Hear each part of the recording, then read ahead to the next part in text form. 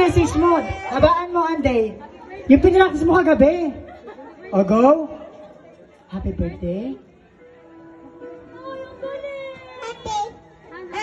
Wow! O, Kab, ikaw naman. Anong message mo kay Ate Hana? Tita Hana? Ano, naiiyak din daw siya. Bumubulong kayo na sabi, Tita Jade. Medyo mahaba yung pinrepare kong message. Andre, come on. Ayan, nakalimutan ko na yung message niya. Come on, picture. Pero kanina, habang kausap ko si Kab, si Eray kanina, nagpe-Facebook yung bata. Medyo emotional siya. Sabi niya, Tita Jade, naiiyak ako kasi 18th birthday na ni Tita Hana. Alaman lang ako regalo para sa kanya. Sabi niya gano'n. Sa mura